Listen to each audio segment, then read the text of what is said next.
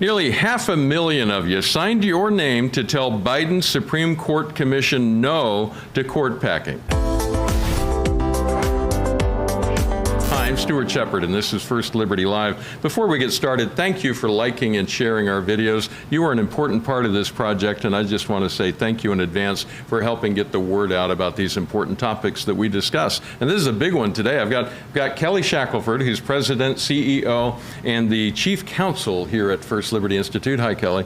Hey, Stuart. It's always good to see you. Always good to have you on here. I want to start out by acknowledging all of the patriots who signed on to our letter that we're sending to the Supreme Court Commission, which has been tasked with finding a way to, I'm putting in air quotes, reform the Supreme Court by the president. Now, it's 2021, so we do these things electronically now, but we wanted to give you a mental picture. So if we were to print them out, the environmentalists would come after us for one, but also it would fill most all of these 5 boxes that we've got on the screen here behind us. If you signed the letter, that means your name is in there, and it is going to the commission to voice that you as an American stand against that. Kelly, when you see those boxes and think about all the names that we'll be sending digitally to the commission, what's your reaction? What do you see? I'm really encouraged. Just thank you, number one, that we've got really a great momentum started. I mean, when we said, we'd like to move as close to 1 million as, we were at 0. Yeah. And yet, I got phone calls from people like Ed Meese, a former Attorney General of the United States, saying, I read the statement, Kelly, I think it's excellent.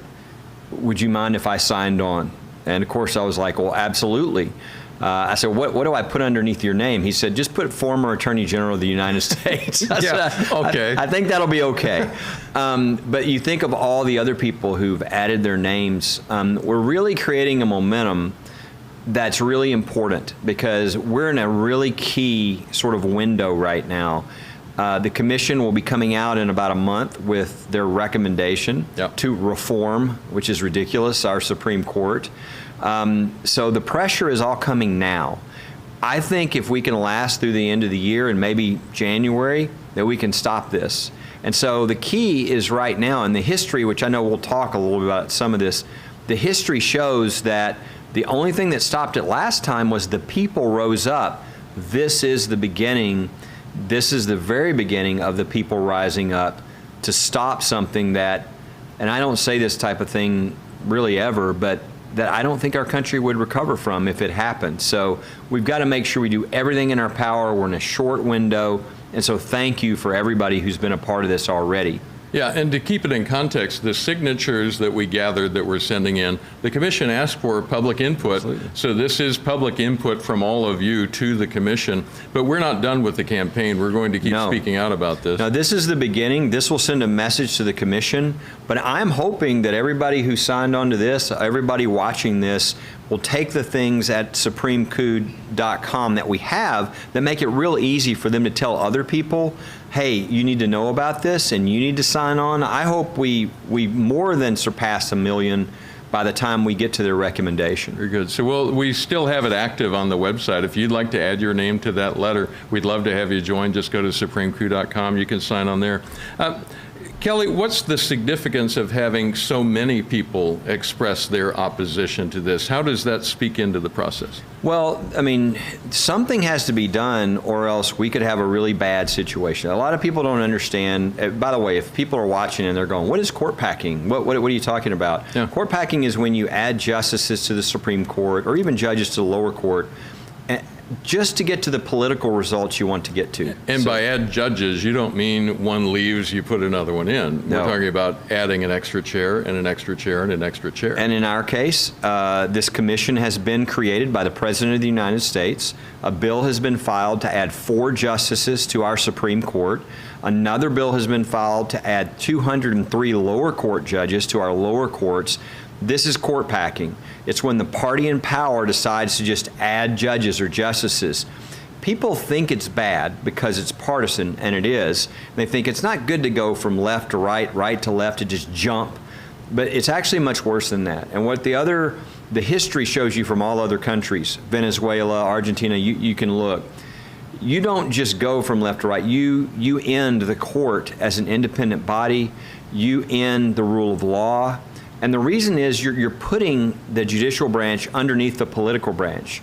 And you really lost your constitutional freedoms at that point. So it's something we have to make sure we stop. And so to go back to the beginning of your question, why are the numbers so important? Yeah. Back in 1936 and 37, when FDR tried to do this, very popular president, 80 Democrats out of 100 Senate seats, 80 out of 100. The only reason this was stopped was the American people rose up when they understood this. They said this is tyranny. And they were averaging about 1,000 letters. The thing is, 1936, 37, 1,000 letters a day in Senate offices. Wow. That's what turned this around. So the American people is the only thing that can stop this from happening. The polling that we've done show the American people are against this, but 63% of Democrats are in favor of it. And I don't think they would be if they got educated, but the House, the Senate, the President are Democrat. So this easily could happen, and our country would not recover. So we've got to really do a great job of building momentum, educating people in this short window to make sure this doesn't happen. And you mentioned Ed Meese complimenting the letter. All of these people signed on to that letter. And I want to have you expand on some of the main points that are in there. If you've read it, it's well written. It's a good read. You don't have to be a lawyer to understand it. You can find it on supremecoup.com. But I'm going to ask you some of the key points out of there. This is from the introduction. It says, and this is a quote, "Partisan court reform proposals threaten the civil liberties of all Americans, and the political manipulation of our judiciary threatens the integrity of our constitutional democracy." Unpack that for us. Well, it's part, if you look at the Supreme Court or any court, you see Lady Justice with a blindfold over her face. She doesn't look at whether you're a Democrat or Republican. That's not how we're supposed to come to conclusions. Once you turn the courts into a partisan nature, you've destroyed the rule of law. You've destroyed the independence of the judiciary. No one should think that they're going to get justice. They'll get justice based upon who they are. And the best way, I think, to put this is, whatever constitutional rights you think you have, at the moment they pack the court, they're over. Because you only have the constitutional rights which the majority party wishes you to have. Because if they want to take away a right, pick one. All they've got to do is add enough justices to get to the result they want to get to. So your rights are really gone. They're just political rights. They're no longer constitutional rights. Right. So this is a very, very dangerous thing that people, I don't think, understand how bad it is if you do it. And we've seen in recent weeks Justice Stephen Breyer, Justice Amy Coney Barrett, Justice Clarence Thomas, who is known on the court for not speaking very often, but he went out and publicly opposed this. So we tend to think in the political sphere of liberal and conservative, and often we'll refer to the members of the court that way, really speaking to who put them on the court or their interpretation of the Constitution. But in this case, you've got Breyer, who most people would put in the liberal category. Mm-hmm. And then you've got two conservatives on the other far end of the court. I mean, Thomas, very, very conservative. But that's not the right way to look at the court, because most people would be shocked, I think, to find out how often the court rules 8-1, 9-0, 7-2. So they know that what you just said is true, and often is not. That's why they get along so well as justices, because they know that most of the time they agree on how things sit, even though they take a different view of the Constitution and how it should be interpreted. Right, and I mean, let's add one to that list. Ruth Bader Ginsburg Yeah. spoke out against this. So it's one of those things that even if you're a really left-wing person who wants really left-wing policy, you realize that if your country's gone, you can't really do that. So if you're on the court, whether you're left-wing or right-wing or middle or whatever, you realize this is a horrible idea. This takes away the ability to go left or right. This pulls us into dictatorship, tyranny. Again, people think I'm being extreme. I'm not. Go to supremecoup.com, look at the history. People wonder, what happened to Venezuela? How could it go to such a prosperous, free country to now such a tyranny, a dictatorship? Yeah. Court packing is what happened. And you'll see that throughout history. And so that's why this is much more serious than people realize. This actually could happen. And if it does, our country is over. And so that's why, people say, why are you involved in court packing? Because religious freedom doesn't really do you any good if there are no courts. So we have got to take care of what's right in front of us now for the next maybe 3, maybe 4 months. And then I think the future looks incredible for religious freedom. But we've got to stop what is an existential threat to our country. You mentioned a moment ago during the FDR presidency that this was attempted, and that's in the letter. I'm quoting again. This was attempted in 1937 by President Franklin Roosevelt. The Senate Judiciary Committee rejected it, calling it, quote, utterly dangerous. They went on to write that it amounts to nothing more, and this is a quote from them back in 1937, amounts to nothing more than the declaration that when the court stands in the way of a legislative enactment, the Congress may reverse the ruling by enlarging the court. When such a principle is adopted, our constitutional system is overthrown. That's why we call it a coup, because even back then they saw this as overthrowing the government. They did. I mean, that's what it is. Now, what they're describing is if what this means is whenever the legislature passes something, because that's what was happening here with FDR, he was mad that the Supreme Court said that some of the New Deal legislation, which was violating the Constitution because the federal government was taking powers it didn't have, right. He was mad that the Supreme Court struck them down. And what they're saying is, look, even though we were for that legislation, if we create a situation where now whenever you don't like what the Supreme Court does, you just add justices, then there are no constitutional rights. They didn't have the benefit of the Venezuela, all the things that would happen after them to see that this is actually, it gets worse than that. Yeah. You devolve very quickly into tyranny when this happens. They understood it was wrong. They just didn't even understand how wrong. They opposed their own popular president. They stopped him. It was incredible to see this. The guy who carried this in the Senate for the president died of a heart attack. Wow. Before it was over. That's the kind of pressure you can imagine when you have 80% of the Senate seats and you can't get something through the Senate as the president. Something serious is going on. That's from the introduction of the letter. Then it goes on and it makes 3 key points. I'm going to toss each one to you, let you give a brief observation on them. And this is out of the analysis section. The first one is partisan court reform proposals threaten the constitutional rights of all Americans. You've covered that pretty well, but sum it up for us. Well, you don't have constitutional rights. If you add justices, just like the quote we got earlier from the Judiciary Committee back in 1937, if you simply don't like a ruling and you just add justices to get to the ruling you want, there are no constitutional rights anymore because it's the political branch that is now controlling whether you have any rights or not the Constitution, and it's very dangerous. Political is the second point. Political court reform measures threaten the separation of powers. That's something most of us talked about in high school, maybe in college, depending on what you studied. Not something we think about day to day, even though we see it in action all the time. How does it threaten the separation of powers? Well, one of the things that the founders were brilliant about is understanding that if you consolidate power in one place, it can be very dangerous. But if you separate it and you have somewhat, almost a little bit of balancing, if you have almost conflict where one says, you're not getting all the power because I have some of the power. Yeah. We did that both in the 3 branches of government. You have an executive branch that has certain power but not all power, the legislative branch, which has power but not all power, and the judiciary, which has an independent power but not all. Did the same thing with the states versus the federal. And so you saw them diffuse power amongst. When you destroy that, you move to tyranny. You move to dictatorship. Now one branch has all the power. In this case, they're going to start out with 2. The president, let's say if the president and the Congress are the same party, they take over the courts. Well, you've now destroyed separation of powers, and you're going to go places you do not want to go. And that bickering we see in D.C., it's not a flaw, it's a feature. That's right. I mean, that's how it's supposed to operate. It's supposed to be contentious. And then finally, the third point, Americans reject partisan efforts to pack the court, and they do. The polling that we have done, we've done the most extensive polling on this, is very strong. Even before people are educated as to what this means, 67, 68% of the country says no. Yeah. As you educate, it goes higher. Again, the danger is when we started this poll, 63% of Democrats were in favor.